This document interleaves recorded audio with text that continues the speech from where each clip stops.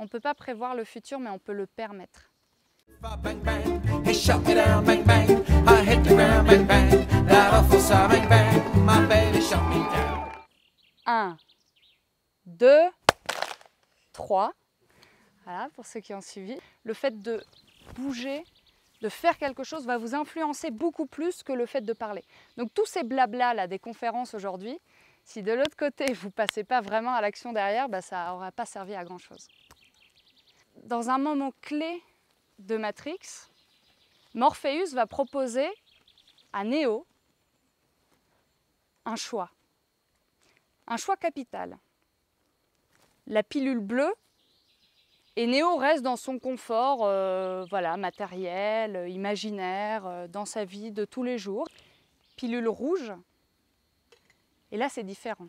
Là on va le débrancher de la matrice, on va lui montrer la réalité telle qu'elle est et non pas telle qu'on aimerait qu'elle soit. Et aussi douloureux soit-il, il va falloir l'assumer ce choix, parce qu'une fois qu'on est débranché, on a besoin de passer à l'action, on ne peut plus revenir en arrière. Alors ce choix de la pilule bleue et de la pilule rouge, on l'a tous et toutes au quotidien. Et pour illustrer ce symptôme, quand on réalise qu'on a ce choix à faire, il y a même un terme scientifique qui s'appelle la dissonance cognitive. Alors la dissonance cognitive, c'est quoi? C'est notre cerveau qui réagit pour nous sortir de cette relation d'inconfort où on s'aperçoit qu'on a des convictions, des valeurs et qu'on ne les applique pas forcément en acte.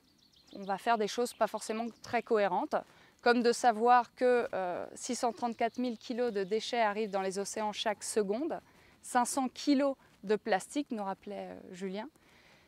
Et tout plastique qui a une fois été créé sur Terre existe encore.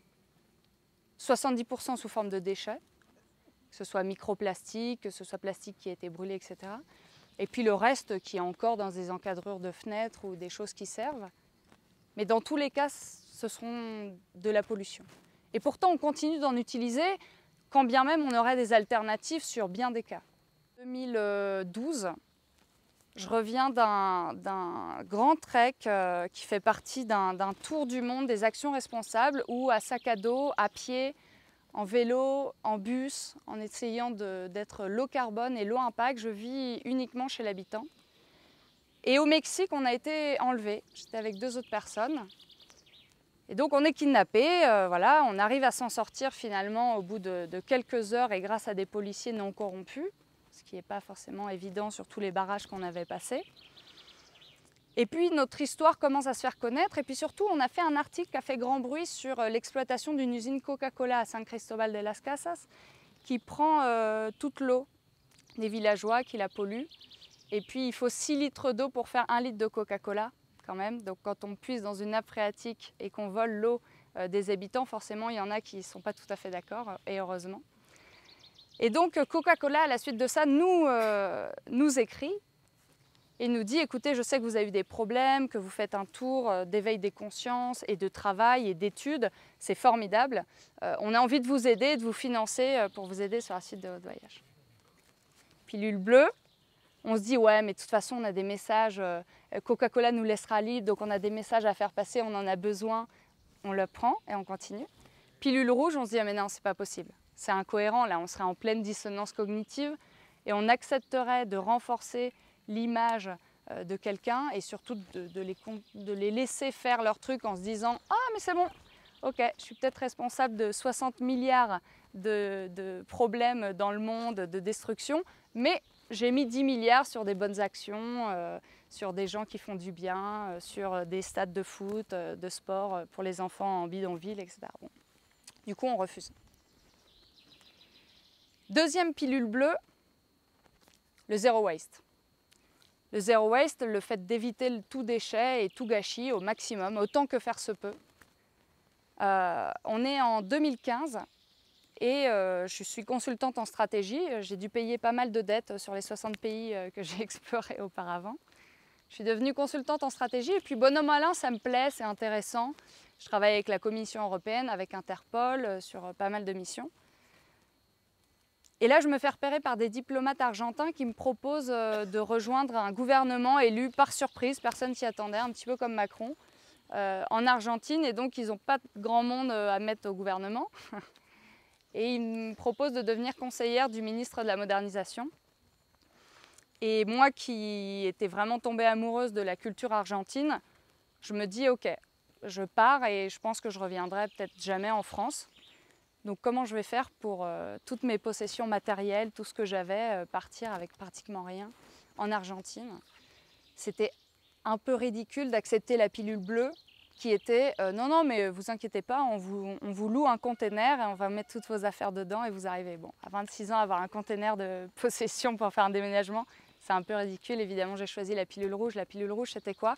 C'était de commencer à se renseigner sur le minimalisme, sur le zero waste, sur la nutrition, l'alimentation vivante, les plantes sauvages, tout ce qu'on peut faire pour ne plus dépendre d'une société de consommation et de l'avoir, avoir, et pouvoir partir léger et sans retomber dans les affres de la consommation dans un pays qui, dans tous les cas, fermait majoritairement ses importations. Il n'y avait pas de Amazon, il n'y avait pas tout ça. Donc voilà, je pars. En février 2016, il y a 2 industriels, franchement plutôt convaincants, qui ont l'air d'être de bonnes personnes, de bonne foi, qui arrivent et qui travaillent sur une solution extraordinaire de feux rouges intelligents qui permettent de fluidifier le trafic. Et donc dans Buenos Aires, où il y a beaucoup d'autoroutes et de voitures qui circulent, bah, ça pourrait faire diminuer de 20% l'émission de CO2. Incroyable. Et donc on discute et puis le dossier avance, le ministre est ultra convaincu, il se voit déjà signer, tout le monde se voit avec sa prime parce qu'on a réussi à diminuer de 20% les émissions, c'est génial. Et là il y a un mélange de connaissances et d'intuition qui me représente des pilules. Là. Il me dit, t'es sûr? T'es sûr la prime, là, les petits fours que tu sens déjà au fond de ta gorge, ça c'est la pilule bleue. La pilule rouge, tu te rends bien compte que tu vas quand même pas mettre 10 millions de dollars dans un projet de feu rouge intelligent qui va avoir pour effet rebond que les gens vont prendre encore plus leur voiture parce que le trafic ça sera fluidifié, alors que ça, tu pourrais le mettre dans une nouvelle rame de métro. Donc voilà, donc là, je m'impose, je revendique, ça n'a été pas facile, à tel point qu'après on m'a envoyé au Japon, au G7, à la Commission du développement durable. Et là justement, c'est une nouvelle pilule rouge. Je me retrouve à la Commission du développement durable du G7, donc un rassemblement des 7 plus grandes puissances. Et puis je dois présenter des indicateurs que j'ai créés pour l'ONU justement sur qu'est-ce que la cohérence au sein d'une ville qu'on appelle Smart City, puisque maintenant il faut tout mettre en mode anglais et puis du coup ça passe mieux. Ça fait très technologique, les smart grids. Donc qu'est-ce qui fait qu'une ville est vraiment cohérente dans son ambition de santé, écologie, éthique? Eh bien ça, je suis allée le présenter, sauf que le jour où je l'ai présenté devant le GIEC, devant Barack Obama, devant toutes ces personnes que j'admirais, tout le monde avait sa bouteille d'eau en plastique et mangeait dans un petit plateau repas, alors de luxe, mais avec de la viande dedans, avec du plastique, etc. Donc incohérence totale, dissonance cognitive qui explose. Et là, c'est la pilule la plus décisive. Cette pilule rouge, j'ai décidé d'arrêter les pots cassés et de se dire non, c'est pas possible de lutter dans un système où au quotidien, on se dit que ça n'a pas trop d'importance. On se dit non, mais là, ce choix de pilule, bon là, je prends la pilule bleue, mais franchement, c'est pas très grave parce que j'ai pris une pilule rouge juste avant, t'inquiète pas. Et puis là, bon, c'est pareil, finalement, je vais acheter ce produit ou ce nouveau casque audio alors que j'en ai pas besoin. Mais bon, c'est pas si grave, c'est un casque. C'est une bouteille d'eau en plastique. Bah si, en fait, c'est grave.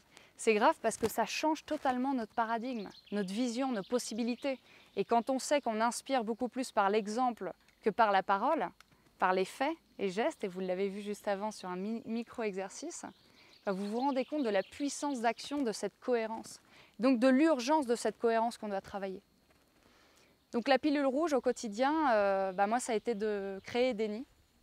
Donc Edeni, c'était une association dans les bidonvilles de Buenos Aires qui aidait tout le monde à vivre mieux avec moins. Parce que qu'on soit bobo du 14e ou dans les bidonvilles, n'importe où dans le monde, tout le monde mérite de vivre mieux avec moins. Parce qu'on est empoisonné par des perturbateurs endocriniens, empoisonné par des composés organiques volatiles, empoisonné par des relations toxiques, par des pensées toxiques, par des choses qui vraiment nous alourdissent physiquement, intellectuellement, psychiquement. Et donc tout ça, on a besoin de s'en libérer et de se dire, bah ouais, en fait, je peux vraiment vivre avec un savon artisanal, saponifié à froid et faire l'intégralité, les cheveux, la tête, les jambes. Je peux avoir les mêmes fringues depuis 10 ans. Puis ma classe préparatoire, je crois que c'est les mêmes à peu près. Et puis quand bien même on en achète de temps en temps à une marque éthique pour promouvoir un créateur, etc. Et bah ok, mais faisons-le consciemment. Et puis on peut se dire aussi, bah du coup, pour éviter d'être de nouveau dans cette surconsommation, bah, je prends quelque chose parce que j'en ai vraiment besoin, mais du coup j'en donne autre. Je le revends, je le laisse, etc. Et au fur et à mesure, on se libère. Donc Edeni, depuis 2017, bah, c'est une école de formation qui a formé 300 individus et plus de 3000 si on compte les collectifs, les organisations qu'on accompagne. C'est un collectif militant qui vraiment se donne corps et âme tous les jours. Avec ce bonheur qu'éprouvent ceux qui accomplissent leurs rêves et qui surtout se donnent pour quelque chose qui a un sens, qui se lèvent le matin en se disant bah voilà, j'espère que l'impact que j'aurai eu ce soir, il sera un petit peu plus grand que celui d'hier. Et puis c'est toujours cette volonté de promouvoir la cohérence. Cette cohérence, elle n'a pas besoin d'être parfaite. La vérité, personne ne l'a. C'est un idéal asymptotique. On peut essayer de s'en rapprocher, de découvrir, mais on est quelque part condamné à passer d'un géocentrisme à un autre. Parce que notre contexte évolue, parce que le monde évolue, nous-mêmes on évolue. Et du coup, voilà, je ne peux pas dire qu'il y a une alternative, un truc formidable qu'il faut faire et c'est sûr, là, tout sera amélioré. Non, c'est sûr que non. En revanche, on peut chercher cette cohérence et se dire, ok, bah là-dessus, je vais éviter de faire 5 pas en avant sur la santé, mais 10 en arrière sur l'écologie. Ou au contraire, 7 en avant sur l'écologie, mais 12 en arrière sur l'éthique. Parce que d'où ça vient, comment c'est fait, étudier les coûts complets. Donc ce triptyque, de toujours se poser la question de santé, écologie, éthique, il est vraiment primordial dans nos vies. Quand vous aurez trouvé la force de vous dire, bah voilà, je vais pouvoir en parler avec mes proches, je vais pouvoir en parler avec mes collègues, pouvoir en parler au sein de ma foyer, au sein de mes amis, et me dire ok, eh ben moi je passe à l'action pour de vrai, en cohérence. Ce ne sera pas parfait, c'est sûr surtout. En revanche, ce ne sera pas totalement déconnant, quoi.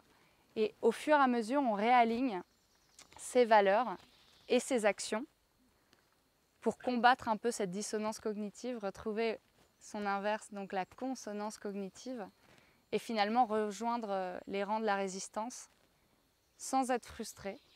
Parce que ça, c'est le pire des vices, la frustration de se dire je le fais de manière sacrificielle. Surtout, ne soyez pas dans une posture sacrificielle pour la planète et s'en sortira très bien sans nous.